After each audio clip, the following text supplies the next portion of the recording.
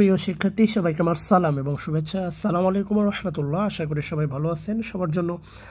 অনেক অনেক দোয়া এবং শুভকামনা। আল্লাহ তাআলা আপনাদের এই করোনার মহামারীতে সুস্থ রেখেছে এবং ইনশাআল্লাহ রাখুক। আল্লাহ কবুল করুক, আমিন। আসেন আমরা শুরু করি ডেইলি স্টার এডিটোরিয়াল নিয়ে প্রতিদিনের ধারাবাহিকতায় আপনাদের সামনে চলে আসলাম আবারও। আজকে 21শে জুন দেখেন আমরা কথা বলবো ডেইলি স্টার এডিটোরিয়ালের দ্বিতীয়টা নিয়ে, নিচেরটা নিয়ে। বলা আছে দেখেন, হেডলাইন দেখতে পাচ্ছেন আপনারা, donor countries must continue their support for Rohingyas. বলা হচ্ছে দেখেন, ডোনার কান্ট্রিজ অর্থাৎ দাতা দেশগুলোকে মাস্ট কন্টিনিউ অর্থাৎ চালিয়ে যেতে হবে, অব্যাহত রাখতে হবে দেয়ার সাপোর্ট ফর রোহিঙ্গাস অর্থাৎ রোহিঙ্গাদের জন্য তাদের যে সমর্থন সহযোগিতা সেটা হচ্ছে অব্যাহত রাখতে হবে, মাস্ট অবশ্যই। Bangladesh alone can't bear the burden during this pandemic. Bangladesh alone একাকি কান্ট পারবে না বেয়ার বহন করতে দ্য বার্ডেন, এই যে বিশাল একটা দায় বোঝা, ডিউরিং দিস প্যান্ডামিক, এই বৈশ্বিক মহামারী চলাকালীন সময় বাংলাদেশ এই দায়ভারটা একা বহন করতে পারবে না। আচ্ছা প্রিয় শিক্ষার্থী, এখানে কি বলছে দেখেন, it is concerning to learn that, জেনে মানে জানার পরে, it is concerning to learn মানে এখানে শেখা না, জানার পরে it is concerning to learn that, জেনে খুব উদ্বিগ্ন যে দ্যাট আউট অফ ইউএসডি এত 308.7 million short from the international community for the Rohingyas for 2020। বলা হচ্ছে এটা জেনে মানে খুব উদ্বিগ্ন যে মানে এত USD dollar short from the international community চাওয়া হয়েছে আন্তর্জাতিক সম্প্রদায়ের কাছে ফর জন্য দ্য রোহিঙ্গাস ফর 2020 সালের জন্য,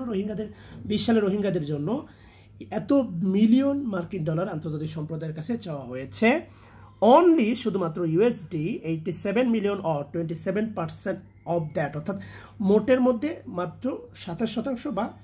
87 মিলিয়ন হ্যাজ বিন গিভেন, তারা পেয়েছে বা যাওয়া হয়েছে, এটা প্যাসিভ হয়ে যাচ্ছে, has been given as of মে মাসের মধ্যে according to the UN Refugee Agency, অর্থাৎ জাতিসংঘের শরণার্থী সংস্থার দেয়া তথ্য মতে যে এই তারা রোহিঙ্গাদের জন্য 2020 সালে টোটাল মিলিয়ন চেয়েছিল, এত মিলিয়ন মার্কিন ডলার, কিন্তু মাত্র 27% অর্থাৎ 87 মিলিয়ন ডলার তাদেরকে দেওয়া হয়েছে, has been given passive voice, and as countries around the world and as the countries দেশগুলো around the world সারা বিশ্ব জুড়ে স্ট্রাগল করতেছে, এই দেশগুলো কান্ট্রিজ এটা সাবজেক্ট, স্ট্রাগল টু ডিল মোকাবেলা করতে উইথ ইকোনমিক ফল আউট, এই যে অর্থনৈতিক মন্দা অফ দ্য প্যান্ডামিক, এই প্যান্ডামিকের যে অর্থনৈতিক মন্দা সেটা হচ্ছে মোকাবেলা করতে সংগ্রাম করতেছে। There might also be shortage of funding in the future, সেখানে অবশ্যই মাইট অলসো বি শর্টেজ ঘাটতি অফ ফান্ডিং, এই যে মানে ফান্ডিং মানে বুঝতে পারছেন, এই ফান্ডেড ইন দ্য ফিউচার ভবিষ্যতে, অর্থাৎ যেখানে পুরো সারা বিশ্বের দেশগুলো চেষ্টা করতেছে এই প্যান্ডামিকের এই যে অর্থনীতি মন্দা সেটা কাটিয়ে ওঠার বা মানে সেটাকে মোকাবেলা করার জন্য সংগ্রাম করতেছে, সেখানে অবশ্যই দেয়ার মাইট বি অলসো শর্টেজ, একটা ঘাটতি তৈরি হবে ফান্ডেড ইন দ্য ফিউচার ভবিষ্যতে এই রোহিঙ্গাদের জন্য। Another reason for the likely সম্ভবত শর্টেজ, এই যে ঘাটতি অফ ফান্ডের মে বি হতে পারে that the activities of the non-government organizations have decreased, অর্থাৎ এই যে একটা কারণে যেহেতু হচ্ছে বিশ্বের দেশগুলো কান্ট্রিজ অ্যারাউন্ড দ্য ওয়ার্ল্ড, বিশ্বের দেশগুলো countries struggle to deal with the economic fallout, এই যে অর্থনৈতিক মন্দা অফ দ্য প্যান্ডামিকে চেষ্টা করতেছে, এই কারণে একটা হচ্ছে আপনার ফান্ডের পরিমাণ ভবিষ্যতে কমে যাবে। দ্বিতীয় আরেকটা কারণ বলা হচ্ছে দেখেন, বলা হচ্ছে এটাই যে অ্যানাদার রিজন, অন্য একটা কারণ for the likely shortage of funding, এই ফান্ডিংয়ের শর্টেজের অধিক সম্ভবত অন্য একটি কারণ হচ্ছে দ্যাট মেবি হতে পারে that the activities of the non government organisations, অর্থাৎ বেসরকারি যে সংস্থাগুলো, নন গভর্নমেন্ট বা এনজিওর যে সংস্থাগুলো অ্যাক্টিভিটিস, তাদের যে কার্যক্রম হ্যাভ ডিক্রিজড মানে হ্রাস পেয়েছে, ড্রাস্টিক্যালি আকস্মিকভাবে, অর্থাৎ খুব বড় ধরনের একটা drastically amid preposition the corona virus pandemic, অর্থাৎ এই যে বৈশ্বিক মহামারী চলাকালীন সময়ের মধ্যে, অ্যামিড মানে মধ্যে, তাদের এই যে নন গভর্নমেন্ট অর্গানাইজেশনের আপনার হচ্ছে অ্যাক্টিভিটিস যে ড্রাস্টিক্যাল আকস্মিক যে একটা মানে পতন বা হ্রাস, এই কারণেও এই ফান্ডের ঘাটতি হতে পারে বলে বলা হচ্ছে এই জাতিসংঘের শরণার্থী সংস্থা থেকে। প্রিয় শিক্ষার্থী, এরপরে বলা হচ্ছে দেখেন মিন হোয়াইল, ইতিমধ্যে, মিন হোয়াইল এদিকে বা ইতিমধ্যে, এগুলোকে বলা হয় ভাষার অলঙ্কার, linker. Over 1 million Rohingya refugees are living in camps in Cox's Bazar. বলা হচ্ছে দেখেন over 1 million Rohingyas, over 1 million Rohingyas, অর্থাৎ 1 মিলিয়ন, প্রায় 10 লক্ষের উপর রোহিঙ্গা রিফিউজি শরণার্থী আর লিভিং, বাস করছে ইন ক্যাম্পে ইন কক্সেস বাজারে ইন ক্র্যাম্পড কন্ডিশন, খুব সংকীর্ণ, ক্র্যাম্পড কন্ডিশন, খুব সংকীর্ণ একটা পরিস্থিতিতে, উইথ লিমিটেড অ্যাক্সেস, অর্থাৎ সীমাবদ্ধ সুযোগ সুবিধা নিয়ে, টু অ্যাডিকুয়েট, পর্যাপ্ত হাইজিন অ্যান্ড হেলথ ফ্যাসিলিটিস, খুব মানে অসীমাবদ্ধ সুযোগ সুবিধা নিয়ে, স্বাস্থ্য সুবিধা নিয়ে তারা সেখানে বসবাস করছে, এটা বলা আছে। এরপরে বলছে দেখেন প্রিয় শিক্ষার্থী, আনটিল জুন 18, অর্থাৎ জুনের 18 তারিখ পর্যন্ত total of 42 Rohingyas have tested positive, অর্থাৎ বলা হচ্ছে জুনের 18 তারিখ পর্যন্ত টোটাল অফ 42 রোহিঙ্গাস, 42 জন Rohingyas have tested positive, corona positive এসেছে, অ্যান্ড 3 হ্যাভ সাকাম্বড, 3 জন মারা গেছে, টু দ্য ডিজিজ, এই রোগে 3 জন মারা গেছে, এটা বলা হচ্ছে প্রিয় শিক্ষার্থী।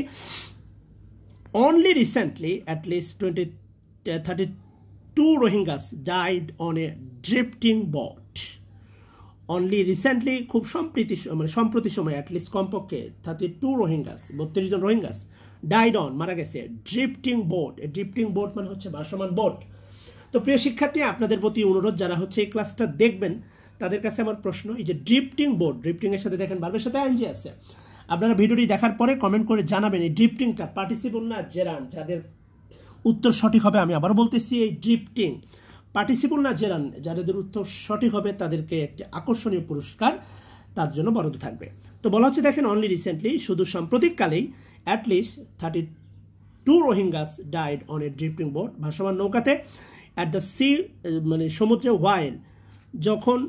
ডেসপারেটলি, তারা খুব ব্যাপকভাবে, মরিয়াভাবে, ট্রাইং, চেষ্টা করেছিল, to get to the Malaysian কোস্টে ওঠার জন্য, but could not found refugee, তারা সেখানে কোনো আশ্রয় পায় নাই, দেয়ার সেখানে আর কোস্ট গার্ড, আমাদের কোস্ট গার্ড রেস্কিউ, উদ্ধার করেছে 396 জন অফ দেম, তাদের, হু, যারা, ওয়ার অ্যাট দ্য সি, সমুদ্রে ছিল, ফর নিয়ারলি 2 মান্থ, অর্থাৎ 2 মাসেরও বেশি সময় ধরে সমুদ্রে ভাসমান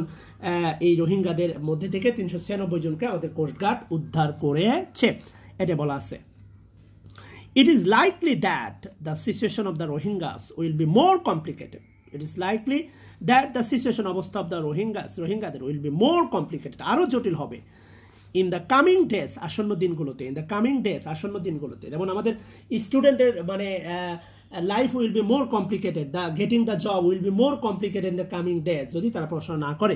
আসন্ন দিনগুলোতে, ডিউ টু, কারণ, দ্য প্যান্ডামিক, এই বৈশ্বিক মহামারী, ইন্ডিউস ইকোনমিক ক্রাইসিস, যেটা উদ্ভূত হচ্ছে, যেখান থেকে উদ্ভূত ইকোনমিক ক্রাইসিসের কারণে, এক্সপার্ট, যেটা সৃষ্টি করতেছে, প্যান্ডামিক ইন্ডিউস যেটা সৃষ্টি করতেছে ইকোনমিক ক্রাইসিস, একটা অর্থনৈতিক মন্দা, এক্সপার্ট, বিশেষজ্ঞ, অলসো ফেয়ার, তাদের ভয়, দ্যাট দ্য অনগোয়িং, চলমান, আর্মড কনফ্লিক্ট, এই যে সশস্ত্র যে দ্বন্দ্বটা, in western Myanmar could be used, তারা ব্যবহার করছে, বাই দ্য মায়ানমার কর্তৃক, মায়ানমার কর্তৃপক্ষ, অ্যাজ আ প্রিটেক্সট মানে হচ্ছে এক্সকিউজ, অজুহাত, for not repatriating the Rohingyas, অর্থাৎ রোহিঙ্গাদের ফিরিয়ে না নেওয়ার অজুহাত হিসাবে তারা, মায়ানমার গভর্নমেন্ট এটা ইউজ করতেছে। আচ্ছা, আর্ম কনফ্লিক্ট, এই অজুহাতটা মানে চলমান, অনগোয়িং মানে হচ্ছে চলমান, আর্মড কনফ্লিক্ট, এটা তারা ইউজ করতেছে। আচ্ছা প্রিয় শিক্ষার্থী, প্রিটেক্স মানে হচ্ছে অজুহাত, এক্সকিউজের সিনোনিম হচ্ছে প্রিটেক্স। আপনারা অনুরোধ করবো কমেন্টে অবশ্যই প্রিটেক্স দিয়ে একটু বাক্য বানানোর চেষ্টা করবেন। রিপ্রিটেটিং মানে পুনরাবর্তন, while যখন our government has included the Rohingya refugees in its national action plan, যখন our government has included, অন্তর্ভুক্ত করেছে, the রোহিঙ্গাদের, রোহিঙ্গা শরণার্থীদের, in its national action plan, জাতীয় যে পরিকল্পনায়, to respond to COVID-19 এ সেবা দেওয়ার জন্য, the humanitarian agencies, অর্থাৎ মানবাধিকার সংস্থাগুলো, have also been working, কাজ করছে হার্ড, কঠিনভাবে, to respond to the situation, এই পরিস্থিতিতে সাড়া দেওয়ার জন্য। হাউএভার, যাই হোক, বলা আছে দেখেন, হাউএভার, এগুলো ভাষার অলঙ্কার, all the response plans may be interrupted, all the response plan, এই যে সাড়া দেওয়া বা সহযোগিতামূলক এই যে সকল পরিকল্পনা, মে বি হতে পারে, ইন্টারাপ্টেড ব্যাহত, due to the fund shortage, অর্থাৎ ফান্ডের ঘাটতির কারণে এই ধরনের ইন্টারাপ্টেড ব্যাহত হতে পারে, হুইচ ইজ লাইকলি ঘটবে, লাইকলি টু হ্যাপেন ঘটতে পারে ইন দ্য কামিং ডেজ অর্থাৎ আসন্ন দিনগুলোতে। অর্থাৎ আমাদের সরকার যেমন জাতীয় কোভিড-19 জাতীয় প্ল্যানে তাদেরকে অন্তর্ভুক্ত করছে, হিউম্যানিটেরিয়ান এজেন্সিগুলোও তাদেরকে সাড়া দিচ্ছে। এই সমস্ত সাড়া দান বা এই সমস্ত কাজগুলো ইন্টারাপ্টেড ব্যাহত হতে পারে ডিউ টু দ্য ফান্ড শর্টেজের কারণে, which is likely to happen যেটা ঘটতে পারে ইন দ্য কামিং ডেজ আসন্ন দিনগুলোতে। লাইকলি টু হ্যাপেন মানে ঘটতে পারে। আচ্ছা প্রিয় শিক্ষার্থী, এরপরে বলা হচ্ছে দেখেন, while it is understandable that the donor countries would focus, তাদের মূল ফোকাস করতে হবে অন রিবিল্ডিং, পুনর্নির্ধারণ দেয়ার ওন ইকোনমি। কি বলছে দেখেন, ইট ইজ আন্ডারস্ট্যান্ডেবল, এটা একটা বোধগম্য বিষয়, দ্যাট দ্য ডোনার, এই যে দাতা দেশগুলো, would focus on rebuilding their own economy, তাদের নিজস্ব ইকোনমিগুলো পুনর্গঠন করতে হবে আফটার দ্য প্যান্ডামিক, এই প্যান্ডামিকের পরে। ইট ইজ অলসো এক্সপেক্টেড, এটা প্রত্যাশিত, দ্যাট দে উড কন্টিনিউ, মানে এই প্যান্ডামিকে যখন তাদের দেশগুলোর মানে অর্থনীতি পুনর্গঠন করাই তাদের জন্য একটা বড় চ্যালেঞ্জ, তার সাথে সাথে বলা হচ্ছে ইট ইজ অলসো এক্সপেক্টেড, এই যে প্যান্ডামিকের কারণে অবশ্যই প্যান্ডামিকের পরে বা পরিস্থিতি ভালো হওয়ার পরে, এখানে এটাই বলা হচ্ছে যে while it is understandable that the donor countries, দাতা দেশগুলো উড ফোকাস, গুরুত্ব দিতে হবে অন রিবিল্ডিং, পুনর্নির্ধারণ বা পুনর্গঠন দেয়ার ওন ইকোনমি, তাদের নিজস্ব ইকোনমি আফটার দ্য প্যান্ডামিকের পরে। It is also expected that they would continue to support the Rohingyas at a time when they need their assistance more than ever, বলা হচ্ছে এটা প্রত্যাশিত দ্যাট যে তারা তাদের সাপোর্টটা, সমর্থনটা বা সাহায্য সহযোগিতা চালিয়ে যাবে রোহিঙ্গাদের জন্য অ্যাট এ টাইম হোয়েন, যখন দে নিড দেয়ার অ্যাসিস্ট্যান্ট, তাদের সহযোগিতার প্রয়োজন মোর দ্যান এভার, অর্থাৎ পূর্বের চেয়ে যখন বেশি প্রয়োজন। অ্যাডিশনালি, এগুলো হচ্ছে ভাষার অলঙ্কার, অ্যাডিশনালি কিন্তু the international community should continue to excerpt, প্রচেষ্টা চালিয়ে যাওয়া, প্রেশার মানে চাপ প্রয়োগ on the Myanmar government, Myanmar সরকারের ওপর, টু স্টার্ট শুরু করতে দ্য রিপ্যাট্রিয়েশন প্রসেস, পুনর্বর্তন বা ফিরে নেওয়ার যে প্রক্রিয়া, অ্যাজ সুন অ্যাজ পসিবল, মানে তারা শুধু সাপোর্ট দিবে তা না, ওদিকে কিন্তু তারা চেষ্টা করবে মায়ানমার গভর্নমেন্টের উপর একটা চাপ প্রয়োগ, যাতে তারা খুব দ্রুত এই পুনর্বর্তন বা ফিরে নেওয়ার প্রক্রিয়াটা শুরু করে। It must intervene by deploying, it must, এটা হস্তক্ষেপ করতে হবে বাই ডিপ্লয়িং, নিয়োগ করে, ডিপ্লয়িং মানে হচ্ছে পাঠিয়ে, ডিপ্লয় থেকে ডিপ্লয়িং, বাই ডিপ্লয়িং এটা জেরান, ডিপ্লয়িং ফোর্সেস, সৈন্য, টু স্টপ দ্য ফাইটিং, মানে যুদ্ধ বন্ধ করতে, মানে সৈন্য পাঠিয়ে মোতায়েন করে তাদের হস্তক্ষেপ করতে হবে, অ্যান্ড ইমপ্রুভ দ্য কন্ডিশন, অবস্থা উন্নতি করতে হবে ইন রাখাইনে for the Rohingya safe return, তাদের নিরাপদ ফেরার জন্য। The Bangladesh government has been continuing to shelter the Rohingyas for many years, অনেক বছর ধরে বাংলাদেশ গভর্নমেন্ট তাদের আশ্রয় দিচ্ছে, but with a large portion of its own population living in poverty, কিন্তু বাস্তবতা হচ্ছে উইথ এ লার্জ পোর্শন, একটা বড় অংশ অফ ইটস ওন পপুলেশন, বাংলাদেশের নিজেরই লিভিং, যারা বাস করে in poverty. It can't continue to feed over 1 million Rohingyas in the refugee camp and ensure their basic rights. কি বলছে, it cannot continue, এটা সম্ভব না অব্যাহত রাখা, টু ফিড ওভার, তাদের খাওয়ানো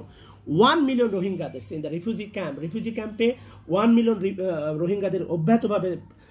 খাওয়ানো, অ্যান্ড ইনশিওর, নিশ্চিত করা, দেয়ার বেসিক রাইটস, তাদের মৌলিক চাহিদা, ইফ যদি the international community decrease their funding, যদি